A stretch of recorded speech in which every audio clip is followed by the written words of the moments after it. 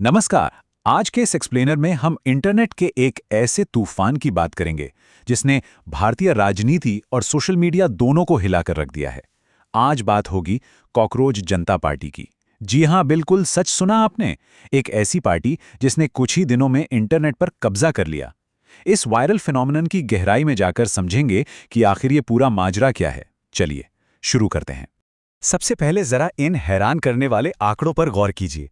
सोचिए, एक तरफ है देश की नेशनल रूलिंग पार्टी जिसके लगभग 8.7 मिलियन फॉलोअर्स हैं, और दूसरी तरफ एक पैरोडी अकाउंट कॉकरोच जनता पार्टी या सीजेपी जिसने मुश्किल से 5 दिनों के भीतर 15 मिलियन से ज्यादा फॉलोअर्स का आंकड़ा पार कर लिया।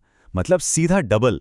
एक पैरोडी अकाउंट ने इतने कम समय में इतना बड़ा मुकाम कैसे हासिल कर लिया? भाग 1, the viral phenomenon, how a parody broke the internet. असल में इस सीजेपी ने खुद को आलसी और बेरोजगारों की आवाज के रूप में पेश किया, और बस ये आइडिया सीधा युवाओं की परेशानियों से कनेक्ट कर गया और एक बड़ा आंदोलन बन गया। और पता है सबसे दिलचस्प बात क्या है? इस पैरोडी को सिर्फ आम युवाओं का ही साथ नहीं मिला, विपक्ष के बड़े बड़े चेहरों ने भी तुरंत इस मूवमेंट को अपना सपोर्ट दे दिया। समाजवादी पार्टी के नेता हों या टीएमसी की महुआ मोहित्रा, सबने इस मोमेंटम का फायदा उठाते हुए सीजेपी का साथ दिया। एक नेता ने तो यहां तक कह दिया कि अगला चुनाव ही बीजेपी वर्सेस सीजेपी होगा। इस पॉलिटिकल सपोर्ट ने इसे एक मीम से निकालकर रातों रात नेशनल न्यूज हेडलाइन बना दिया।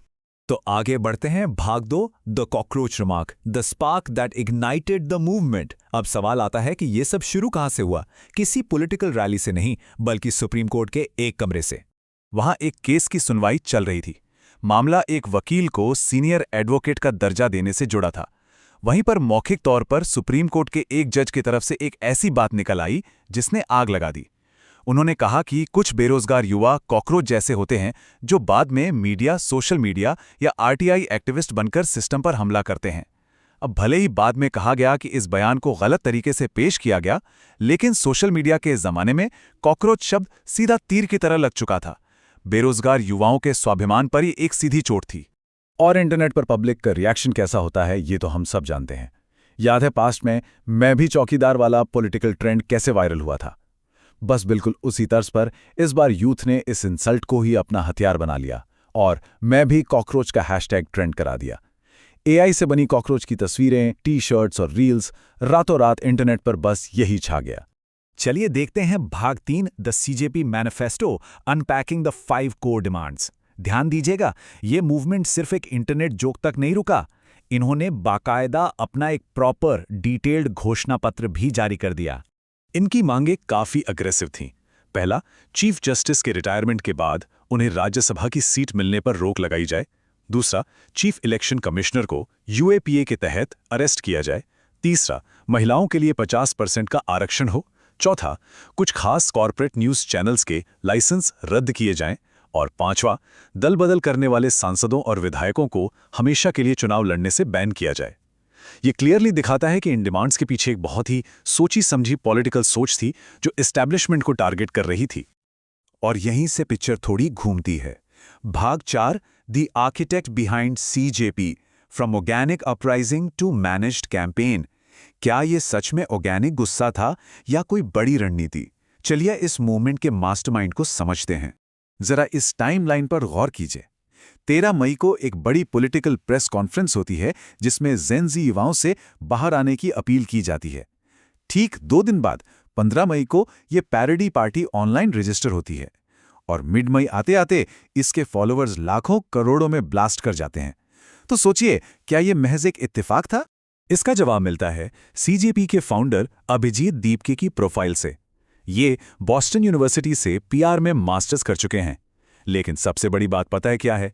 2018 से लेकर 2024 तक ये आम आदमी पार्टी के नेशनल सोशल मीडिया कोऑर्डिनेटर रह चुके हैं। यानी ये कोई रैंडम बेरोजगार युवा नहीं है, बल्कि एक बेहद अनुभवी पॉलिटिकल पीआर रणनीतिकार हैं। जैसे ये जानकारी बाहर आई, इस मूवमेंट के पूरी तरह से ऑर्गेनिक होने के दावे पर एक बहुत बड़ा सवाल खड़ा हो गया।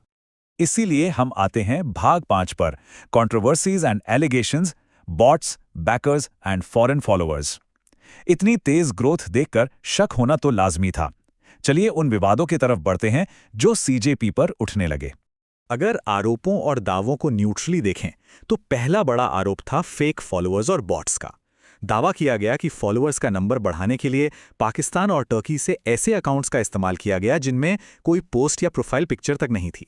दूसरा आरोप था छिपी हुई पॉलिटिकल बैकिंग, जिसका सबूत फाउंडर की पुरानी पॉलिटिकल जॉब हिस्ट्री को बताया गया।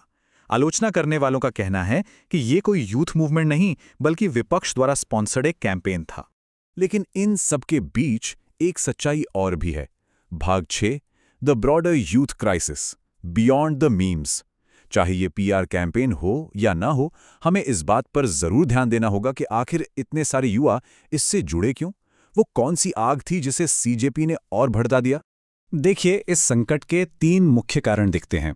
एक तो देश में भारी युवा बेरोजगारी, दूसरा नीट एग्जाम के पेपर लीक को लेकर स्टूडेंट्स का गुस्सा जिसने सीधा शिक्षा मंत्री को टारगेट किया, और तीसरा न्यायपालिका और दूसरे नेशनल इंस्टीट्यूशंस के अकाउंटेबिलिटी को लेकर युवाओं के मन में बढ़ता डाउट। जब किसी को लगता है कि सिस्टम उनकी आवाज़ नहीं सुन रहा है तो जो फ्रस्ट्रेशन पैदा होता है वही सीजेपी जैसी पैरोडी पार्टियों के फलने फूलने की सबसे बड़ी वजह बन जाता है। तो आज के इस एक्सप्लेनर को खत्म करते हुए एक सीधा सवाल छोड़ते हैं। क्या कॉकरोच जनता पार्टी सिर्फ एक सोशल मीडिया पीआर एक्सपर्ट द्वारा बनाया गया वायरल स्टंट था, या फिर ये हमारी ट्रेडिशनल लीडरशिप और सिस्टम की एक बहुत बड़ी विफलता का सबूत है जो युवाओं की इस हताशा को कोई रास्ता नहीं दिखा पा रहा? इस बारे में विचार जरूर कीजिएगा। आज जुड़ने के लिए बहुत बहुत शुक्रिया।